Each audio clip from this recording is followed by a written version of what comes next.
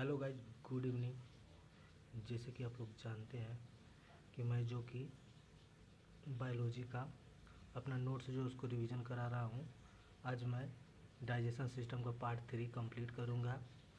इसके बाद एक वीडियो और आएगी।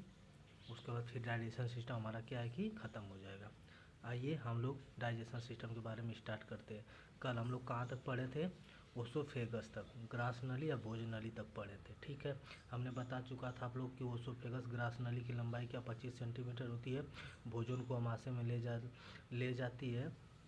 यही इसके 4 परत होते हैं।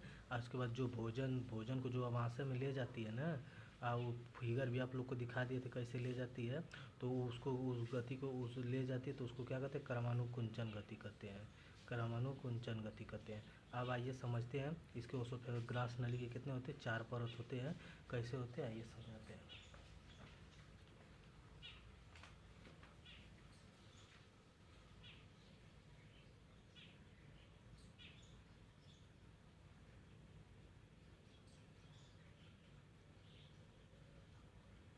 ग्रास नली या भोज नली, भोजन नली। ठीक है, ग्रास नली या भोजन नली, इसके कितने होते हैं? 4 परत होते हैं। 4 परत होते हैं। ठीक है, पेन नहीं चलिए।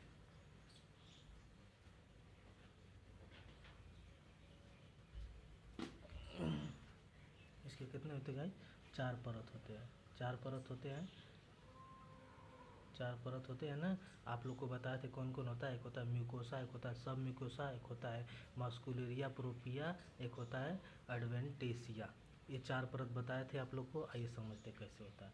देखिए, क्रमानुकुंचन गति होके ऐसे ऐसे भोजन जाता है ऐसे। तो ऐसे क्या होती है? ऐसे ऐसे हमारी 4 परत होती है। ठीक है, 4 परत होती है। हमारा क्या है? भोजन है। ये हमारा भोजन है। ठीक है, ये 4 परत होती है। 4 परत। ठीक है, यहाँ पे 5 परत हो गई। यहाँ पे देखो, ये वाली जो अंदर वाली परत होती है ना, सबसे अंदर वाली परत, इसको क्या बोलते हैं? म्यूकोसा। म्यूकोसा। ठीक है, उसके बाद वाली जो परत होती है उसको बोलते हैं सब म्यूकोसा। ठीक है, उसके बाद वाली जो परत होती है उसको बोलते हैं म्यूस्कुलेरिया प्रोपिया। ठीक है, प्रोपिया, प्रोपिया, म्यूस्कुलिया प्रोपिया बोलते हैं। ठीक है, उसके बाद जो लास्ट वाली परत होती है उसको बोलते हैं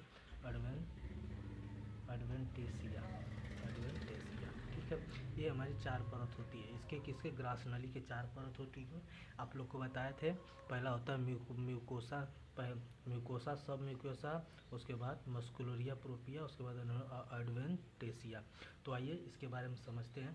देखो, कुछ नहीं होता है। जो अंदर वाला भाग होता है ना, इसको अंदर वाला भाग, तो इसको कहते हैं म्यूकोसा। तो क्या है? ये हमारी क्या है? आंतरिक परत है। क्या है? इनर पार्ट है। इनर पार्ट, इनर पार्ट है, आंतरिक परत। तो पूछेगा कि जो ग्रास नली होती है, जो भोज नली होती है, उसकी आंतरिक परत कौन सी है? तो हम बोलेंगे म्यूकोसा। और उसके बाद फिर बाहरी परत, आउटर लेयर। आउटर लेयर, बाहरी परत कौन से है? एडवेंटेसिया। बस ये हमें याद रखना है। ये इसके आंतरिक परत कौन सी होती है? म्यूकोसा। बाहरी परत एडवेंटेसिया। आइए इसका मैं आप लोग को फिगर दिखाता हूँ। देखिए, ये होता है ना, ये है गाइज। देखिए, ये भोजन आ रहा है जो कि ग्रास नली के द्वारा। तो 4 परत होती है। सबसे अंदर वाली भाग को म्यूकोसा, उसके बाद सब म्यूकोसा, उसके बाद मास्कुलर प्रोपिया, उसके बाद एडवेंटेसिया। आइए फिगर दिखाते हैं आप लोग को।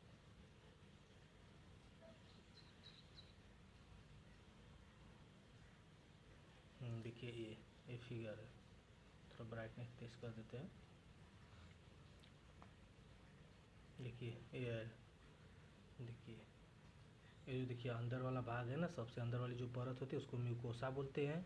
उसके बाद वाली जो परत होती है यहाँ पे, इसके बाद वाली जो सब म्यूकोसा होता है, उसके बाद के उसके मस्कुलर प्रोपिया होता है। उसके बाद यहाँ पे जो बाहरी वाली परत होती है उसके एडवेंटेसिया बोलते हैं।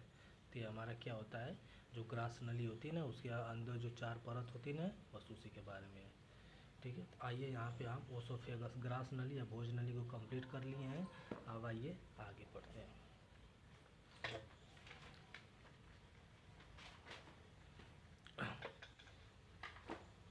लो गाइस, आगे हम क्या पढ़ेंगे? देखिए, यहाँ पे लिखा भी है ये होता है एपिग्लोटिस होता है, अभी आप लोग को बताएंगे ये क्या होता है, जिसको बोलते हैं घाटी, तो उसको अभी बाद में बताएंगे। देखो यहाँ पे म्यूकोसा लिखा है ना, तो म्यूकोसा में क्या लिखा है, इनर लेयर, जो कि आंतरिक परत होती है। म्यूकोसा क्या होती है, आंतरिक परत होती है, जो कि डायरेक्ट कनेक्ट किसी होती है, डाइजेशन फूड से। हमारी जो कि भोजन वो हमारी जो कि पाचन, जो कि पचे हुए भोजन के डायरेक्ट संपर्क में आती है ये। तो क्या होती है, सीधे पचे हुए भोजन के संपर्क में आती है कौन, म्यूकोसा। तो क्या होती है, आंतरिक परत होती है। उसके बाद कैमरा से, हाँ सही है। और उसके बाद फिर क्या होता है, उसके बाद देखो ये होता है पेरिस्टालिस, इसी को बोलते हैं पेरिस्टालिसिस होता है, क्रमानुकुंचन गति होता है। पेरिस्टालिस जो कि क्रमानुकुंचन गति, ऐसे नहीं होता, आप लोग को बताए थे, इसी को बोलते हैं पेरिस्टालिस, क्रमानुकुंचन गति, इसी से क्योंकि भोजन जाता है अंदर। तो ये बोलते हैं किसके द्वारा भोजन के वो गति को क्या कहते हैं, क्रमानुकुंचन गति होता है।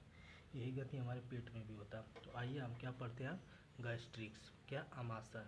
अब आइए आमाशय के बारे में, आमाशय के बारे में पढ़ते हैं। पहले आप लोग को बता लेते हैं, उसके बाद फिर नोट्स रिवीजन कराएंगे। आमाशय, तो इसको हम क्या बोलते हैं, पेट, ठीक है। गैस्ट्रिक भी बोलते हैं इसी को, गैस्ट्रिक, ठीक है।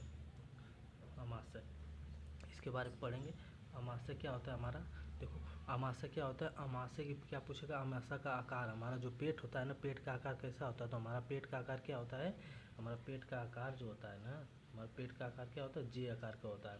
तो पेपर में पूछा था कि हमारे पेट का जो कि आकार जो अंग्रेजी के किस शब्द के, किस अक्षर के मतलब अनुसार होता है, किस मतलब वो होता है, तो जे के अनुसार होता है, मतलब कि जे अक्षर होता है। कौन सा अक्षर होता है अंग्रेजी में हमारा पेट के आकार का, तो कौन सा होता है, जे होता है। उसके बाद फिर इसमें कौन सी गति होती है, इसमें भी कौन गति होती है, क्रमानुकुंचन गति, क्रमानुकुंचन, क्रमानुकुंचन गति होती है।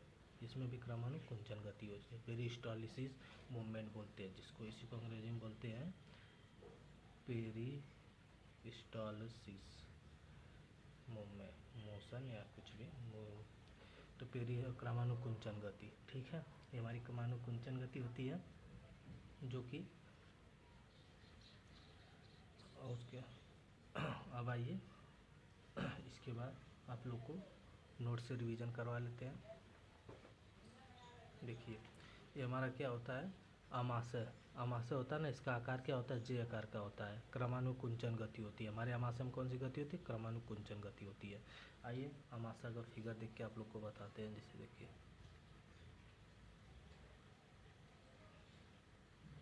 हाँ देखिए ये हम लोग का क्या आमाशय है, देखिए आमाशय है, आमाशय है, यहाँ से देखिए ये आमाशय है हम लोग का, आमाशय, आमाशय है ना, फिगर के द्वारा ही समझा देते हैं अच्छे से, क्योंकि इसमें पूछता है ना अच्छे से। देखो हम लोग को मान लेते हैं कि क्या है, एक फिगर है,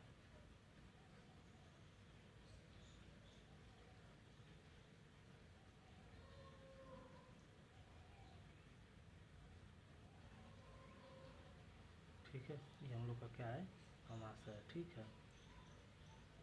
ये हम लोग का आमाशय है, ठीक है। तो हम लोग का आमाशय है जो क्या है, HCl पाया जाता है, हाइड्रोक्लोरिक एसिड पाया जाता है। तो आमाशय में क्या होता है, आमाशय में पूछता है यहाँ पे जो इसको क्या बोलते हैं, इसको बोलते हैं फंडस। ये पूछता है इसलिए समझा रहे हैं ना, क्योंकि ये पूछता है, फिगर दे लेगा, पूछेगा कि इसको क्या बोलते हैं। यहाँ पे जो इस तरह आमाशय, जो इस तरह भाग, यहाँ पे क्या बोलते हैं, कार्डिया, कार्डिया बोलते हैं इसको, ठीक है। और इसके बाद इसको क्या बोलते हैं, पाइलोरस, पाइलोरस बोलते हैं, ठीक है। उसके बाद इसको क्या बोलते हैं, एंट्रम, एंट्रम बोलते हैं, ठीक है। अब इसको क्या बोलते हैं, बॉडी। तो हमें इतना चीज़ याद रखना पेट के बारे में कि पेट का आकार जे आकार का होता है, क्रमानुकुंचन गति हो, तो उसके बाद पेट का ये हमारा क्या हो गया, आकार हो गया। उसके बाद जो ऊपर वाला भाग होता है फंडस बोलते हैं, अभी दे देगा, फिर पूछेगा इसको, इसका नाम बताइए, यहाँ पे ए लिख देगा, बी लिख देगा, सी लिख देगा, डी लिख देगा, ई लिख देगा, पूछेगा इसका नाम बताइए। तो हमें लाइन से दे देगा, तो पूछेगा तो हमें याद रखना चाहिए कि इसका क्या, फंडस, कार्डिया बोलते हैं इसको, पाइलोरस बोलते हैं इसको, भी बॉडी है, उसके बाद एट्रम बोलते हैं। बस ये हो गया हमारा।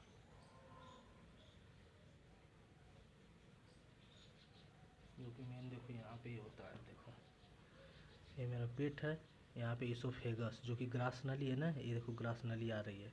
फिर हमारा भोजन देखिए पेट में आता है, पेट में आता है। उसके बाद देखो ये स्टमक हमारा पेट है, उसके बाद ये फूड एंड पाइप है, इस तरह फिर निकल जाता है। तो हमारा यहाँ पे तो कंप्लीट हो गया। अब देखो यहाँ पे पेट के बारे में इतना पता चल गया। देखो यहाँ पे पेट जे आकार का होता है, ठीक है, थैलीनुमा संरचना होता है। सही बात है जो आप लोग को बताएं, एक पेट जे आकार का होता है। ये क्या है कि ये क्या है, थैलीनुमा संरचना है, ठीक है। तो यही हो गया, थैलीनुमा संरचना है। और उसके बाद आप देखिए एक बताए थे आप लोग को, क्या बताए थे, एपिग्लोटिस, इसके बारे में ये बता रहे थे क्या होता है।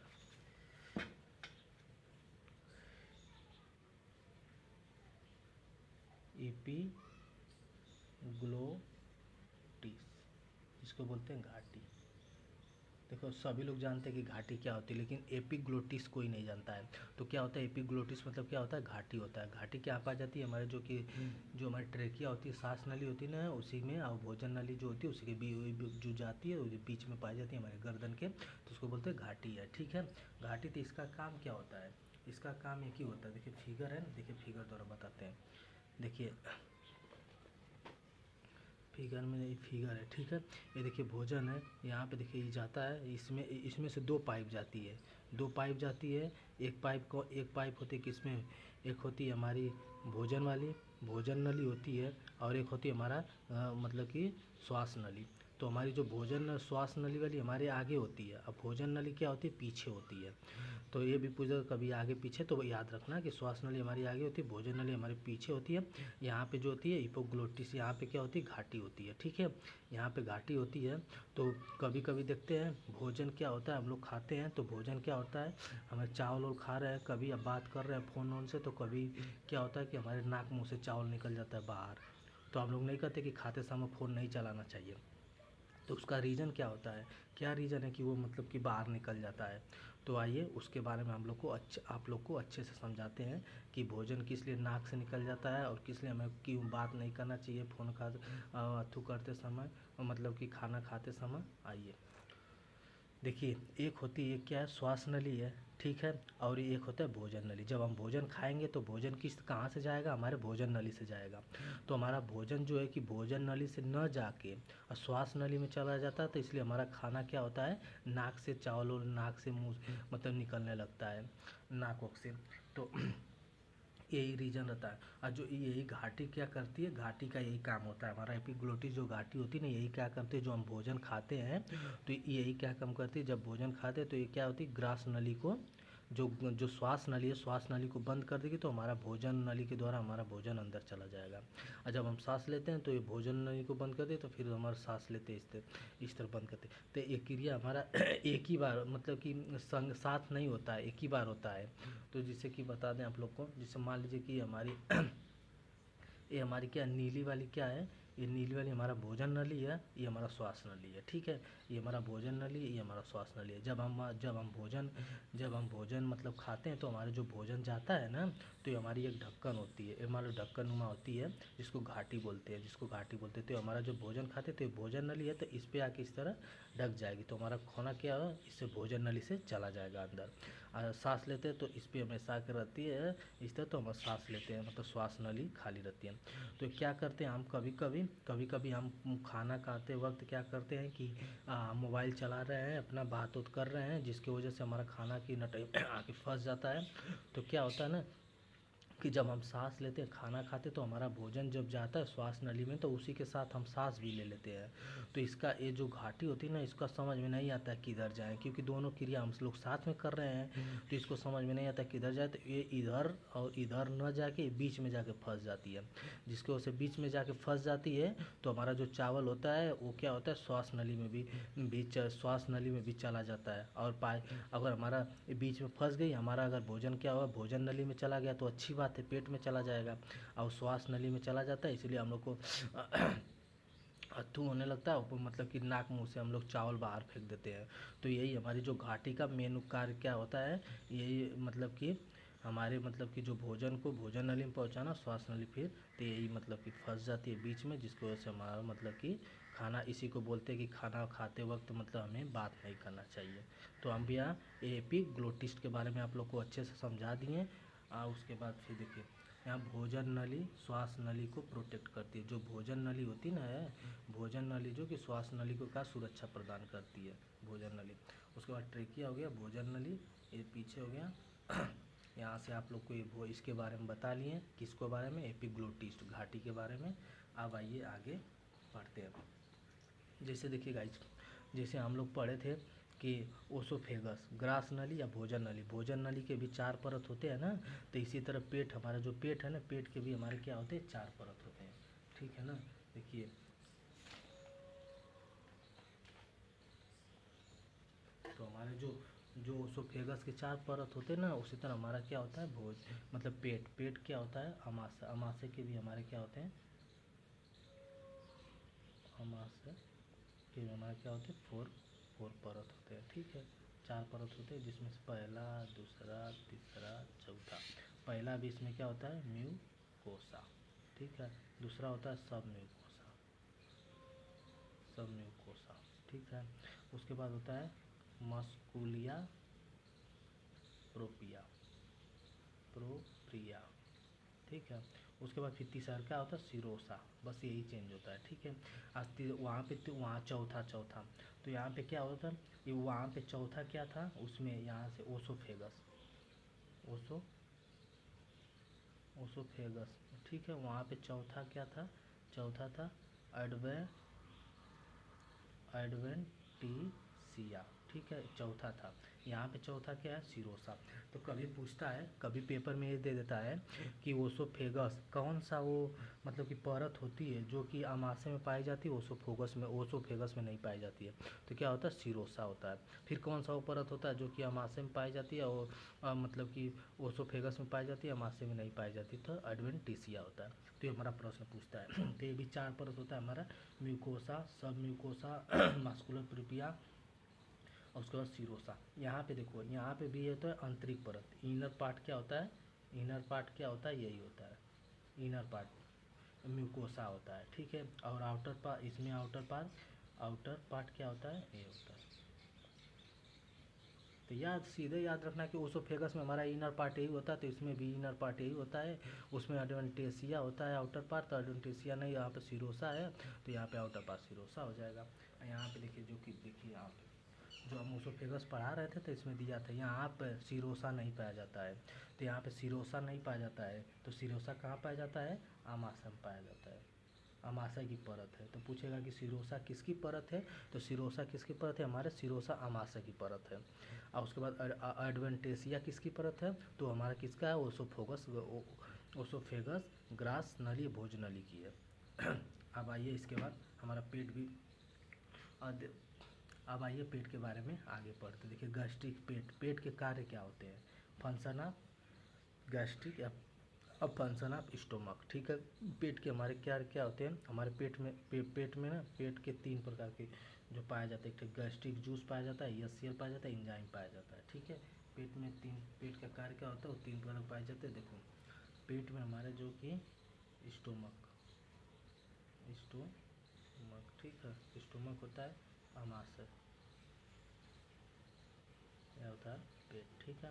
हमारे पेट में भी क्या होता है, 3 पाया जाता है, ठीक है। एक होता है गैस्ट्रिक जूस, इसी को बोलते हैं जठर रस, इसका एचसीएल सभी लोग जानते हैं। उसका होता है एंजाइम, ठीक है। तो गैस्ट्रिक जूस, इसको बोलते हैं जठर रस, जठर रस सभी लोग जानते हैं। जठर रस क्या होता है, जठर रस कैसे बनता है, ये भी बताते हैं। जठर रस हो गया, ये क्या हो गया, हाइड्रोक्लोरिक एसिड हो गया, एचसीएल हाइड्रोक्लोरिक एसिड हो गया। तो उसके बाद फिर एंजाइम हो गया, विकार हो गया, ठीक है, विकार हो गया। तो आइए हम पढ़ते हैं गैस्ट्रिक रस। देखो ये क्या होता है, जठर रस में ना पानी प्लस एचसीएल प्लस एंजाइम, ये तीनों मिल के क्या होता है, जठर रस का निर्माण करता है, जिसमें पानी की मात्रा सबसे अधिक होती है 99.5%। उसके बाद फिर एचसीएल की मात्रा 0.3%।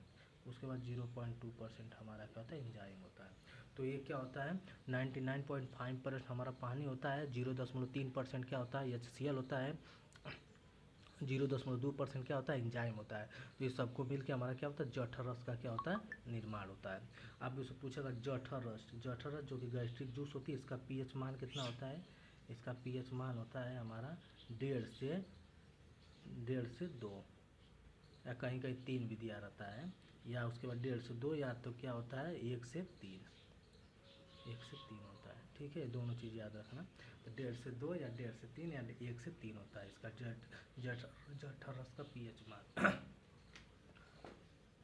आइए देखिए पढ़ते हैं। देखिए गैस्ट्रिक अमाशय के कार्य में 3 प्रकार के, देखो गैस्ट्रिक जूस होता है, एचसीएल होता है, एंजाइम होता है। जब पानी, एचसीएल, एंजाइम, जठर रस बनता है। जठर रस जिससे पानी इतना मात्रा होती है, सब बताए दिए आप लोगों को। पीएच मान 1.5 से 2 होता है या 1 से 3 होता है। अब ये जो अमाशय के बारे में बताते हैं, इसका भाग फंडस, इसका कार्डिया, इसका पाइलोरोसिस बॉडी, इसको आप लोग को बताए थे।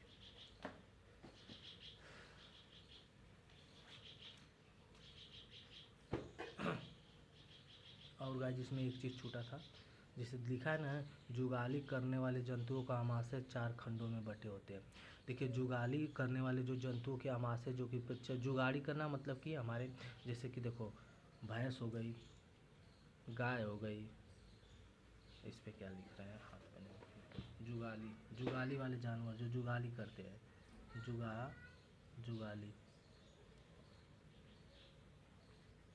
करने वाले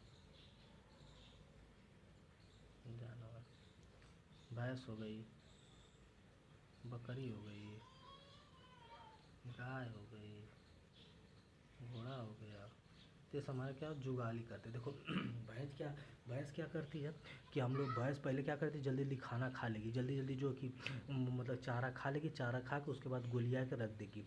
वो जो गोलियाती ना है, उसके रेक्टम का क्या आता है, उसमें वो अपना क्या है कि वो जो अपना चारा होता है उसमें इकट्ठा करती है। रेक्टम में अपना चारा जो कि इकट्ठा करती है, उसके बाद फिर बैठ के जब उसको भूख लगता है तो बैठ के अपना धीरे धीरे मुँह चलाती रहती है। तो देखे होंगे कि आप, जैसे कि जब भैंस खाती होगी, जब चारा खा ले तो कहीं बैठने जाती है ना, तो क्या करती है, बैठ के अपना मुँह चलाती है। तो वो खाना गोलिया लेती है अपने पेट में, तो गोलिया लेती हैं अपने पेट में, तो फिर धीरे धीरे उसको क्या करती है, वो कूचती रहती है और खाती रहती है। तो उसमें भी क्या बोला गया है कि जुगाली करने वाले जंतुओं का आमाशय 4 खंडों में बटा होता है।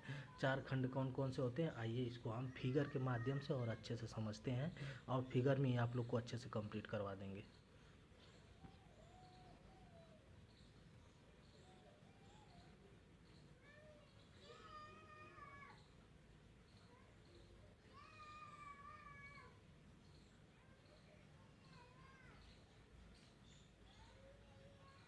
देखिए गाइस, ये होता है, ठीक है, रेक्टिकुलम बोलते हैं, ठीक है, वही रेक्टम है, रेटिकुलम। देखिए ये हमारी क्या होगी, गाय हो गई, ठीक है, गाय हो गई। और देखो गाय का तो फिगर तो बनाएंगे, फिर समझाएंगे तो इतना बड़ा हो जाएगा। आइए इसी से समझा देते हैं आप लोग को। देखिए ये हमारी क्या हो गई, गाय हो गई, ठीक है।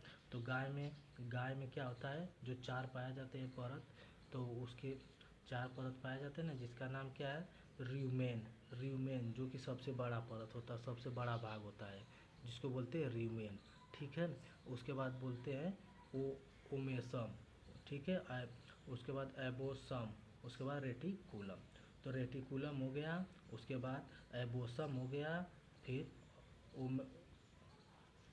ओमेसम हो गया, उसके बाद र्यूमेन हो गया। र्यूमेन क्या होता है, सबसे बड़ा, देखो सबसे बड़ा हिस्सा लिखा ना, सबसे बड़ा हिस्सा क्या होता है, बड़ा हिस्सा क्या होता है, र्यूमेन होता है। तो पूछेगा कि हमारे जो गाय जो होती है उसमें 4 परत पाया जाता है, उसमें सबसे बड़ा हिस्सा कौन सा होता है, तो क्या होता है, र्यूमेन होता है, ठीक है। उसके बाद ओसोमस होता है, फिर बस 2 चीज, र्यूमेन और रेटिकुलर ज़्यादा ही रहता है, क्योंकि जो भोजन को वो रखती हैं गोलिया के इकट्ठा करके, तो यहाँ पे क्या होता है, वही मतलब यहाँ पे देखिए रखती हैं, उसके बाद फिर वो अपना चातु करते। तो सबसे बड़ा वाला हिस्सा का हो गया रूमेन, और छोटा वाला हिस्सा कौन हो गया, रेटिकुलम हो गया हमारा छोटा वाला हिस्सा।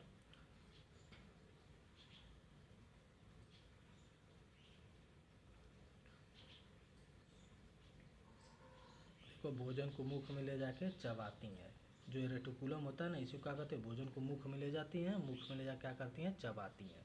तो ये हो गया, इतना बता दिए, बस मोटी मोटा याद रखना, कि भी एग्जाम में आ गया तो हमें याद रहना चाहिए। बस, क्योंकि जो हेडिंग है, एक भी हेडिंग नहीं सोच रहे हैं, एक भी जो भी नोट्स में पूरा मेरे कंप्लीट हुआ है, एक भी नहीं सोचेंगे एक भी छूटे, हम सोचेंगे सब अच्छे से कंप्लीट कराते जाए। आप देखिए, आइए पढ़ते हैं HCl के बारे में, हाइड्रोक्लोरिक के बारे में। देखिए, हाइड्रोक्लोरिक के बारे में सभी लोग जानते हैं, इसकी वजह से अब मैं अपना नोट्स को ही अच्छे से कंप्लीट मतलब अच्छे से बताऊंगा इसमें। देखिए, हाइड्रोक्लोरिक क्या होते हैं? हाइड्रोक्लोरिक एसिड, ठीक है, इन स्टोमक हमारे पेट में पाया जाता है। इसका कार्य क्या होता है? जीवाणुओं को मारना, जो कि आप लोग को बताए थे ना, फिगर बनाए थे, यहाँ पे फिगर बनाए हैं, तो यहीं पे क्या होता है? HCl पाया जाता है, ठीक है, HCl पाया जाता है। इसका काम क्या होता है? जीवाणुओं का मारना, ठीक है, जीवाणुओं को मारना इसका काम होता है। तो काम जीवन में जीवाणु को मारना इसका काम होता है। फिर भोजन को अम्लता बनाता है। HCl क्या करता है? क्योंकि एसिड है, तो देखो, जब एसिड है, कोई हाइड्रोक्लोरिक एसिड है, तो एसिड का क्या अर्थ होता है? अम्लीय होता है। तो जब ये अम्लीय है, तो भोजन को क्या अम्लता बनाएगा। अच्छी इसी तरह सोच के ही हम लोग काम करते हैं। भोजन को क्या करता है? अम्लता बनाया, जो इसमें एंजाइम को सक्रिय करता है। ये क्या होता है? HCl जो होता है, हमारे जो एंजाइम पाया जाता है उसको क्या करता है? एक्टिव करता है, सक्रिय करता है। हमारे एंजाइम को क्या करता है? सक्रिय करता है, सक्रिय करता है हमारे एंजाइम को HCl, ठीक है।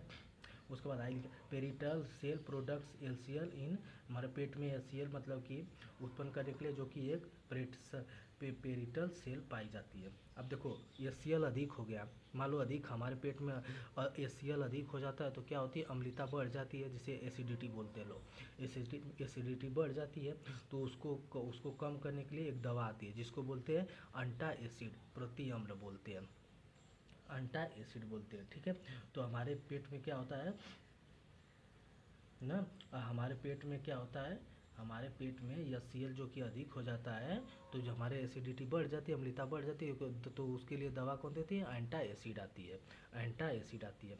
एंटा एसिड में मतलब कौन कौन, देखो इसमें इसका मतलब कि जो दवा होती है, जो कि MgOH मैग्नीशियम हाइड्रोक्साइड की मतलब कि बनी होती है। तो इसमें देखो, हमारे एसिड अम्लता को कम करने के लिए हम लोग जानते हैं क्या करते हैं? इनो पीते हैं, इनो आता है। फिर नींबू भी कोई कहता है नींबू वींबू पानी पी लो, थोड़ा गैस वैस बना रहे हो तो थोड़ा आराम हो जाएगा।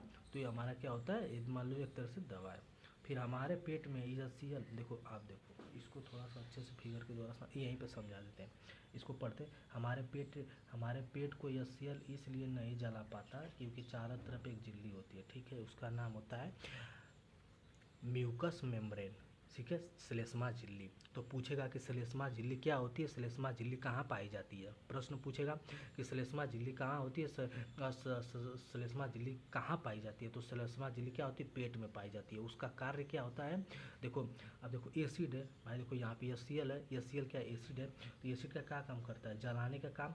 तो जब वो जलाता है, तो हमारे पेट को भी तो जलाना चाहिए। जब हमारे पेट में पारा है, तो इसकी तरफ जो है कि तो हमारे पेट को भी तो जलाना चाहिए। तो ये इसलिए नहीं हमारे पेट को जला पाता है, क्योंकि इसके चारों तरफ जो इस तरह बना रहे हैं, इसके चारों तरफ क्या होता है? एक झिल्ली पाई जाती है, ठीक है, इसके चारों तरफ एक झिल्ली पाई जाती है, जिसका क्या नाम है? म्यूकस मेम्ब्रेन, श्लेष्मा झिल्ली। तो श्लेष्मा झिल्ली के ही कारण से HCl हमारे पेट को नहीं जला पाता है। यह अम्ल के प्रभाव से अमाशय को सुरक्षा प्रदान करती है। श्लेष्मा झिल्ली क्या करती है? यह अम्ल के प्रभाव से अमाशय को क्या करती है? सुरक्षा प्रदान करती है। तो यहाँ पे आ गया हमारा।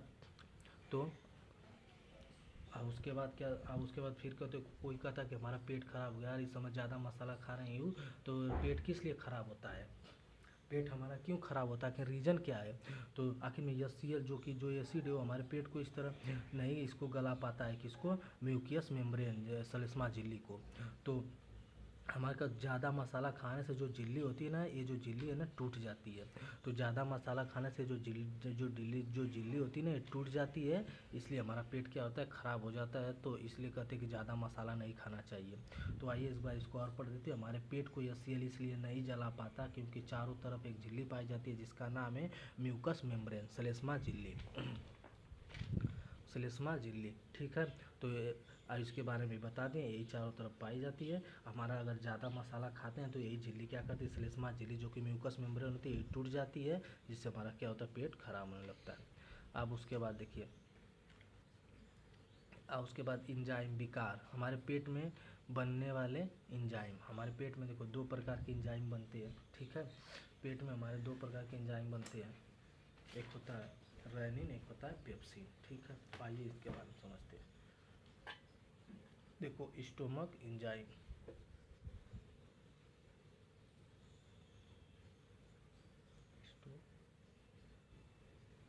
स्टोमक एंजाइम, हमारे पेट में जो एंजाइम बनते हैं कितने होते हैं? दो होते हैं, एक होता है रेनिन, एक होता है पेप्सिन, ठीक है। अब आइए पढ़ते हैं रेनिन क्या होता है, पेप्सिन क्या होता है, ठीक है। तो आइए देखिए हमारे पेट में हम हमारे पेट में बनने वाले एंजाइम क्या होते हैं? दो होते हैं, एक होता है कौन?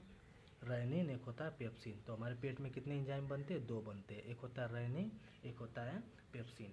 स्टोमक एंजाइम, आमाशय में विकार, देखिए एक होता है रेनिन, एक होता है पेप्सिन। देखो रेनिन के बारे में मोटी मोटा बता देते हैं, और मोटी मोटी क्या एकदम अच्छे से बताते हैं आप लोग को। देखिए रेनिन जो होता है ना, इसको बोलते हैं मिल्क डाइजेशन एंजाइम। ये रेनिन का काम क्या होता है ना, ये प्रोटीन का पाचन तो करता है, लेकिन कौन से प्रोटीन का पाचन करता है?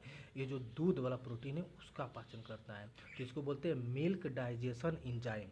दूध को पाचन करने वाला प्रोटीन किसको बोलते हैं? इसको बोलते हैं, ये रेनिन को बोलते हैं। ये बच्चों का एंजाइम भी कहते हैं। देखो बच्चे, छोटे छोटे बच्चे होते हैं जो कि दूध पीते, जो दूध पीते हैं, कभी कभी देखते हो तुम कि दूध दही की तरह बाहर आ जाता है। तो जैसे ना कहते बच्चा दूध फेंक दिया, तो ये हमारा क्या होता है? आइए बताते हो, जो बाहर दूध आता है उसको क्या होता है, लेकिन उसके बाद फिर तो यही होता है। तो यही जो हमारा जो रेनिन होता है ना, यही बच्चों में क्या होता है, दूध को यही पाचन करता है। तो यही कहते हैं, इसको बोलते हैं बच्चों का एंजाइम भी इसको कहते हैं। क्योंकि बच्चों का एंजाइम इसलिए कहते हैं क्योंकि जो दूध होता है वही इसको रेनिन पचाता है, ठीक है। दूध में प्रोटीन, देखो अब दूध में क्या होती है? प्रोटीन पाई जाती है। दूध में क्या होती है? प्रोटीन पाई जाती है, जिसका नाम है कैसीन। दूध में प्रोटीन पाई जाती है जिसका नाम है कैसीन नामक प्रोटीन पाई जाती है। और कैसीन को रेनिन चेंज कर देता है, किसमें? पैराकासीन में। कैसीन को रेनिन चेंज करता है पैराकेसिन में। और जो दही जैसा पदार्थ होता है ना, ये पैराकेसिन भी होता है। पैरा पर जो दही जैसे पैराकासीन भी होता है। जो दही जैसा पदार्थ होता है, जो बच्चे फेंकते ना, जो बच्चे दूध नहीं, लोग कहते हैं कि बच्चे दूध फेंक दिया, तो बच्चे जो बाहर दूध फेंकता ना है, तो वो इसको फेंकता है, पैराकासीन को फेंकता है। ये दही जैसा पदार्थ होता है पैराकासीन। तो यही का काम करता है। पैराकासीन क्या होता है? कैसिनोजन में बदल जाता है, जिससे कि दूध पूरा पच जाता है। तो यहाँ पे आके कैसिनोजन में हमारा दूध क्या होता है? पूरा पच जाता है। तो आइए रेनिन के बारे में पढ़ते हैं।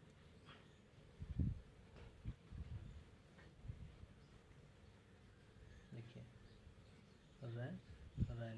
रेनिन एक क्या है? एंजाइम है, ठीक है, हमारे पेट का।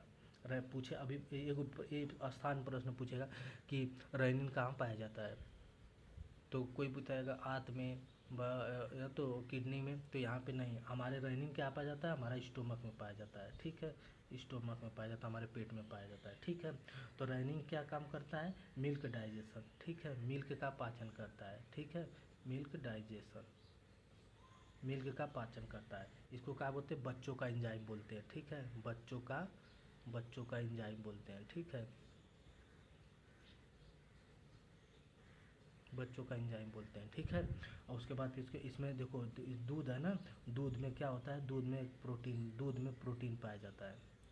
दूध में प्रोटीन पाया जाता है, ठीक है। उसका क्या नाम है? कैसीन। दूध में प्रोटीन पाया जाता है जिसका नाम है क्या है? कैसीन, ठीक है। अब कैसीन क्या करता है? रेनिन जो होता है कैसीन को किस में तोड़ देता है? रेनिन चेंज करता है, रेनिन रेनिन चेंज कर देता है इसको पैराकैसिन में, पैराकैसिन में, ठीक है। अब पैराकैसिन से होके दूध क्या होता है? कै कैसिनोजन में बदल जाता है, कैसिनोजन में यहाँ पे दूध क्या होता है? दूध क्या होता है? पूर्ण पाचन हो जाता है, पूर्ण पाचन, ठीक है। तो यहाँ पर तो हम रेनिन के बारे में पढ़ लिए। रेनिन को मिल्क डाइजेशन होता है। अब बच्चों का एंजाइम कहते हैं। दूध में प्रोटीन पाया जाता है जिसका नाम है कैसीन। और रेनिन क्या होता है? कैसीन को पैरासिसिन में बदल देता है, जैसे दूध जैसे पदार्थ जो कि बच्चे फेंक देते ना हैं, दूध जैसा पदार्थ, तो इसी को फेंकते हैं, पैराकसिन को ही बोलते हैं। फिर पैराकसिन, फिर कहाँ पर जाकर पूर्ण रूप से दूध पाचन हो जाता है। कहाँ? तो पूछेगा कि पूर्ण रूप से दूध कहाँ पाचन होता है, तो हमारा पैराकिसिन और कैसिन नहीं होगा, हमारा कैसिनोजन होगा। तो पूर्ण रूप से दूध हमारा पाचन कहाँ होता है? कैसिनोजन में होता है। तो